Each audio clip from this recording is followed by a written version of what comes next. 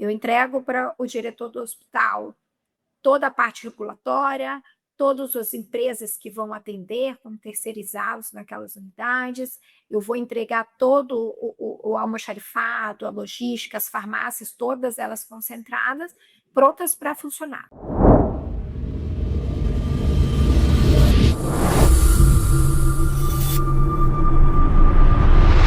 Muito bom, que tempo especial estar aqui hoje com Fabiliana Tiengo. Primeiramente, obrigado pela sua participação, pelo seu tempo aqui conosco. Para a gente é sempre um motivo de satisfação conversar, bater um papo com vocês, né, executivos que têm feito a diferença, que têm impactado através dos seus projetos, da atuação, da carreira. E, Fabiliana, eu entendo que você construiu sua carreira praticamente inteira dentro da área da saúde. Começou na farmácia, fez residência em farmácia hospitalar, passou pela gestão de suprimentos, até mesmo no hospital público, e há 6 anos está na MedSenior, onde subiu de gerente de suprimentos para diretora de supply chain e infraestrutura, cuidando não só da cadeia, mas também da expansão física da operadora. Bom, tudo isso e queremos ouvir um pouquinho mais. Seja muito bem-vinda ao Executivo Talk. Então, fala um pouquinho para a gente dessa jornada, queremos te ouvir. Boa tarde, Ricardo. Obrigada pelo convite. É sempre um prazer estar participando dos eventos, né, de vocês. Não é o meu primeiro ano e é um evento de sucesso. Cada ano tem melhorado e esse ano estou aqui para contar um pouquinho para vocês da minha história, né? A minha carreira ela foi desenhada, né, assim, muito do improvável. Eu sou farmacêutica de formação, né? E hoje lidero o grupo de engenharias, arquitetos, né, engenheiro elétrico, todas as disciplinas, além da farmácia. Então, as minhas especializações, a parte técnica foi que também me trouxe aqui, porque os desafios foram aparecendo, a MedSenior era uma operadora que cresce, eu entrei aqui com 34 mil vidas, hoje a gente tem mais de 300 mil vidas, então é um projeto de expansão, mas quando eu cheguei quando a gente estava na pandemia, né? No auge da pandemia, a gente abriu o nosso primeiro hospital próprio. E aí eu vim como gerente de suprimentos. E quando eu cheguei como gerente de suprimentos, né, era dividido farmácia. E foi naquele momento que eu disse assim: olha, dentre o desafio, pensa na pandemia, faltando tudo, eu falei assim: olha, eu vou topar, mas a farmácia precisa estar no escopo, porque as coisas se conversam demais e se não alinha força demais e a gente não consegue trabalhar se não estiver junto. E aí fomos crescendo, né? Fomos expandindo. Eu tive a oportunidade de criar alguns setores da operadora, né? Operações negócios, que é toda a parte de contratualização da operadora. Depois eu assumi a jornada de OPME, né? Que é órteses, próteses, materiais especiais. E em seguida comecei a área de facilities, foi quando foi me dado o desafio da infraestrutura. A infraestrutura aqui, ela é a predial, né, não inclui a parte de tecnologia, mas ela é dividida em manutenção predial, de 42 unidades em funcionamento, e também da expansão e reforma, que é o que você citou. Hoje a gente tem 25 projetos em execução, que daqui a pouco estão virando realidade aí. Então, é um projeto de expansão rigoroso. Dentro do escopo também engloba a engenharia clínica, né, que é super parte disso. E acaba que ficou uma gestão muito integrada. Com a integração de todas essas áreas, apesar de achar assim, nossa, é muita área, elas super são conectadas. Isso nos dá uma agilidade, né? Hoje eu estou falando assim, entre projeto e inauguração de uma unidade ambulatorial, talvez 10 meses. Isso é muito rápido, né? Para quem está Não, do jeito acostumado. que você está falando, parece até simples. Só parece. Eu acredito que, por estar tudo no mesmo setor, essa integração ela facilita.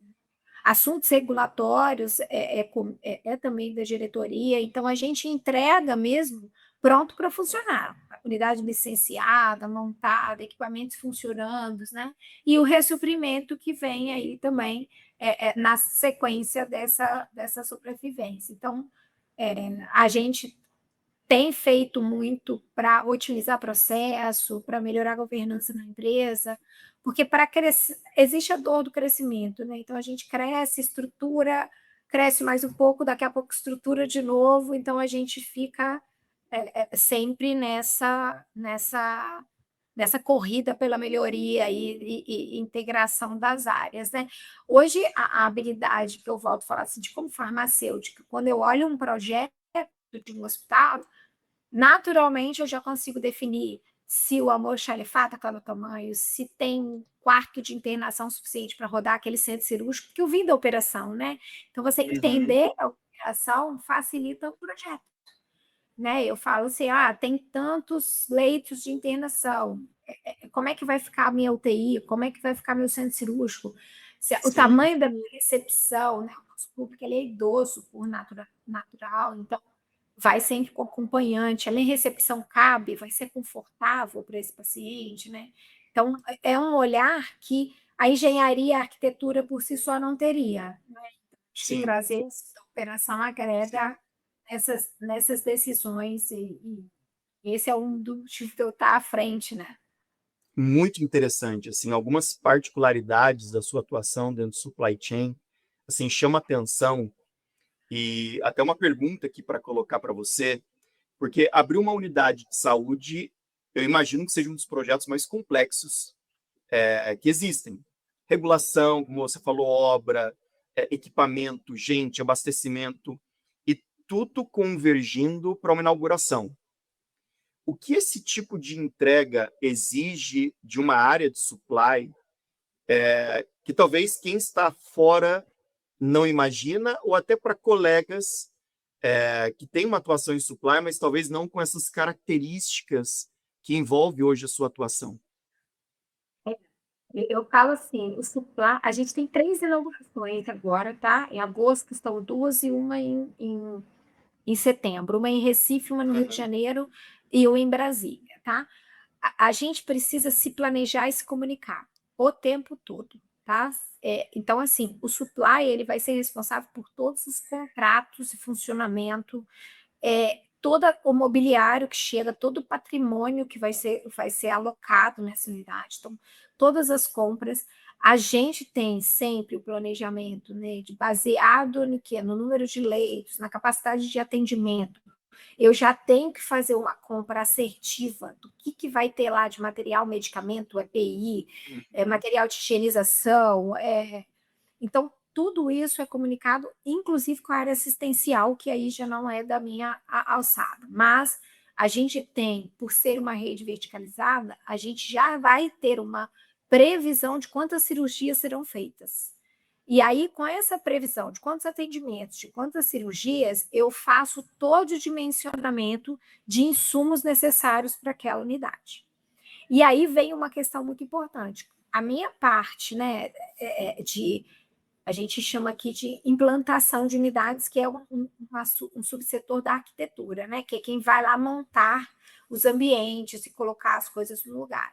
Quem define o prazo e os dias que o compras vai deixar isso chegar é a minha obra. Então, a obra fala assim, vai estar pronto no dia tal. O compras vai ter o follow-up dele baseado naquilo, né? Então, o Sim, fornecedor vai ser contactado. Porque não adianta eu comprar e ir chegando sem controle, porque a gente perde o controle, né? É muita coisa, é muito grande. A gente está falando, às vezes, de espaços de 4.000 metros quadrados, né? Não sim. dá para estar tão rapidamente.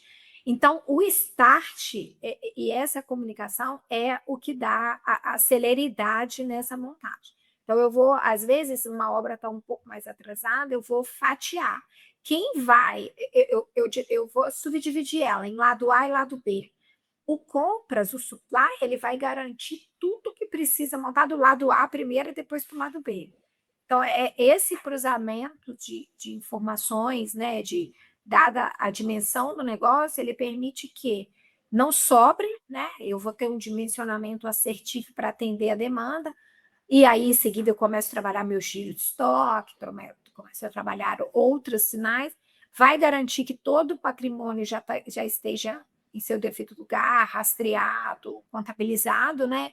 Entrego esses dados já prontos para contabilidade, e aí eu não precisa de vários setores de back-office irem até a unidade. A gente acaba entregando a coisa por completo. Eu entrego para o diretor do hospital toda a parte regulatória, todas as empresas que vão atender, como terceirizados naquelas unidades, eu vou entregar todo o almoxarifado, a logística, as farmácias, todas elas concentradas, prontas para funcionar. Se tiver que ter kit, vai ter kit. A unidade de saúde ela tem muita particularidade, então esses processos precisam estar amarradinhos. E hoje a importância dessa comunicação, eu acho que é um ponto fundamental, assim, de estar todo mundo na mesma página o tempo todo nessa reta final.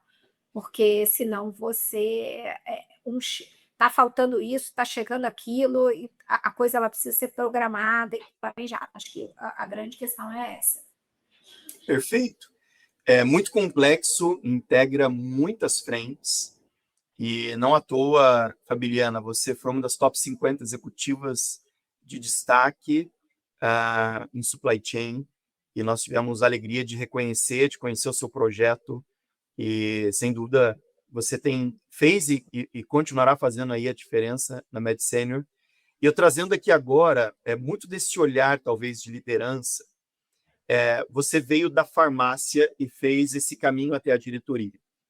Naturalmente, você conheceu muito a fundo os processos. Na sua visão, o que um líder de cadeia que conhece o produto por dentro, o medicamento, o uso clínico, enxerga que talvez um gestor, numa linha mais generalista, não enxergaria? No sentido assim, qual benefício você tira ou tirou dessa jornada, conhecendo bem a fundo os produtos e a área? É uma ótima pergunta, o Ricardo. Eu tenho muita facilidade em liderar frente de equipes e os meus pares, justamente por entender a dor de quem está do outro lado. Né? Eu brinco que quando eu entrei no compras, né, o comprador ele tem um saving para seguir e ele tem uma meta de quanto ele pode comprar, enfim, numérica, né, dias de estoque, alguma coisa assim, baseada no consumo. Eu vou botar assim. E aí quando eu trago exemplos de, por exemplo, carros de emergência, né, que às vezes uma coisa, você não pode ter um. Você tem que ter vários, porque quando sai um, sai 30 naquele mesmo dia. Se for uma dose, né, de uma coisa que você tem que reverter, um quadro, você usa 30 unidades de uma única coisa. Ai, mas não saiu nada. Então, trazer esse conhecimento, que nem tudo é uma regra matemática, porque a gente está falando de saúde, nem tudo é só um parâmetro de sistema, a gente precisa entender o que vai acontecer, né? E saúde, falando em vida, a gente não pode falhar, também não pode faltar, mas também não pode sobrar, né? A gente fica numa linha. Trazer esse conhecimento de custo de oncológico, né? Eu tenho muito medicamento oncológico que hoje representa um valor expressivo no consumo. Trazer uma agenda inteligente da farmácia, por exemplo, eu manipulo os oncológicos. Então, eu faço uma agenda onde meu reaproveitamento, né? Eu concentro 3 pacientes no mesmo dia para usar aquele mesmo medicamento, porque se eu colocar em dias distintos, eu puxo a metade daquele medicamento e jogo fora, puxo a outra metade e jogo fora, então eu não jogo fora. A gente chama isso de agenda inteligente. Trazer isso no final é para o saving do compras, né? É para você não gastou dinheiro, você não precisa mobilizar recurso, entendendo a dor de quem está lá na ponta, né? De que assim, eu jogo isso fora, mas então trazer o quanto é importante, às vezes, pagar um pouquinho mais caro, mas ter uma estabilidade de 15 dias no medicamento.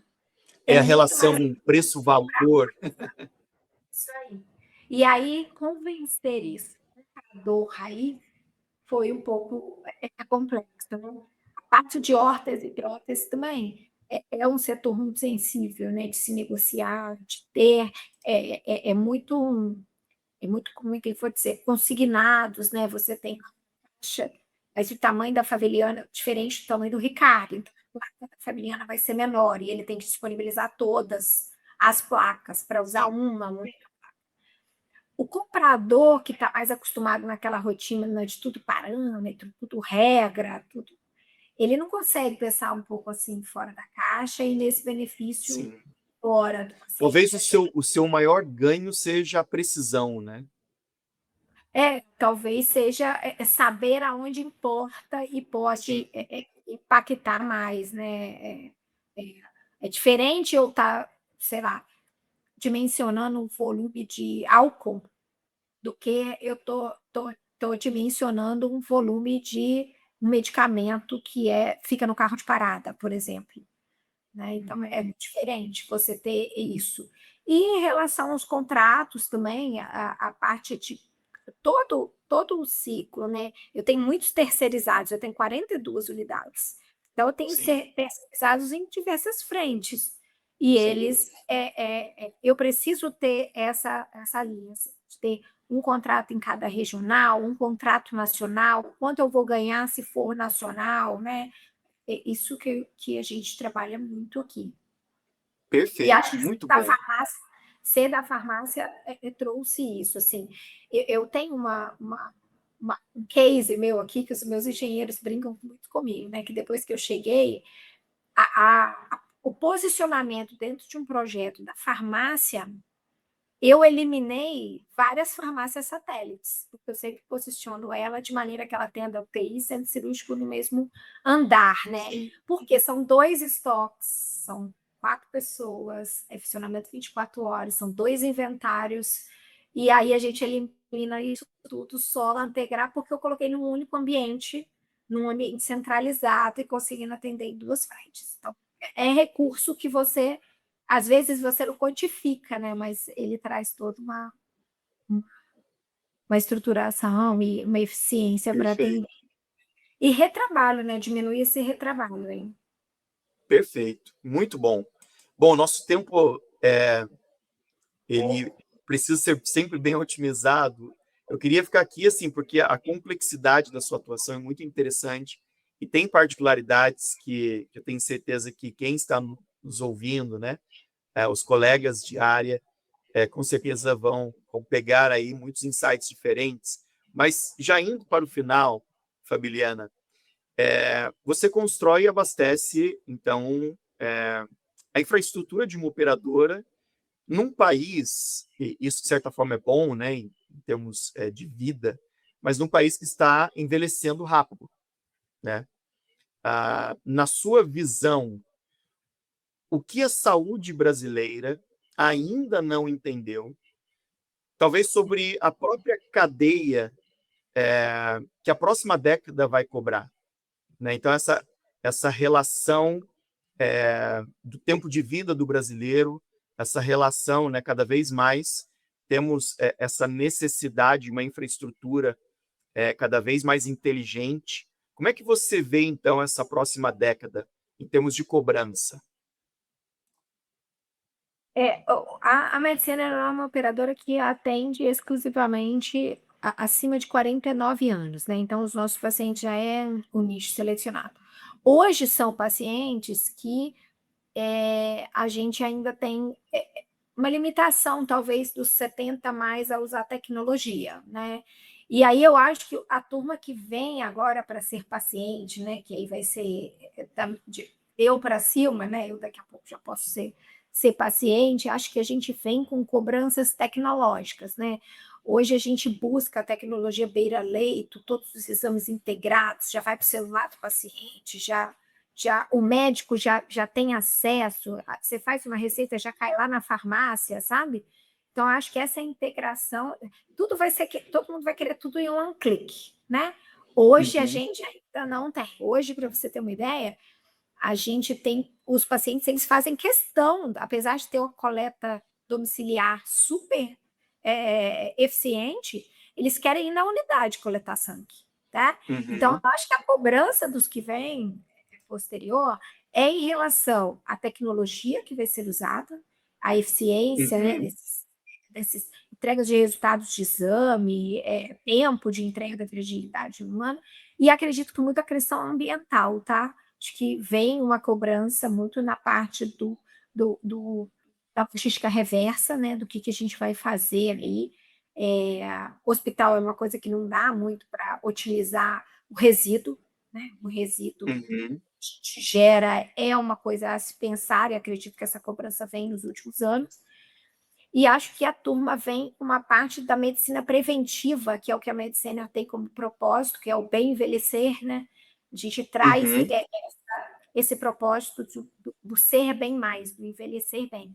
A gente trabalha a medicina preventiva, a gente tem simulado ônibus mesmo, algumas unidades, alguns ônibus que simulam para o paciente, e aí o degrau do ônibus é igual, o paciente senta dentro desse ônibus, porque a gente quer que esse paciente seja rígido e consiga se deslocar, né? Ele tem esse fortalecimento. Então, sim, trabalhar as premissas da medicina preventiva, acho que também a gente está muito no lifestyle, né? Todo comendo uhum, melhor, fazendo atividade física. Então, acho que a gente também vem com um público que vai querer tecnologia, que vai com cobrar questões certeza. ambientais e que vem com essa questão da saúde e do bem envelhecer e estar bem fisicamente, bem mentalmente, né? Depois de toda essa pandemia aí, que também assustou muito da parte mental das pessoas. Excelente, muito bom. Fabiliana, foi um papo muito legal. Eu acho que trouxe aqui linhas interessantes da sua atuação. Sua atuação, como eu disse, né, ela traz características de complexidade, mais do que supply, né? Já tem como personalidade da área de supply chain. Então, te ouvir e entender um pouco mais foi muito rico. Eu quero agradecer a sua presença, sua participação, e mais uma vez te parabenizar, né, por ser uma das top 50 executivas de destaque em supply chain. E esperamos também nos encontrar no nosso evento, que acontece em setembro, e estarmos juntos ali, pessoalmente, presencialmente. Vai ser muito legal estar ali também com você. Muito obrigado e até a próxima.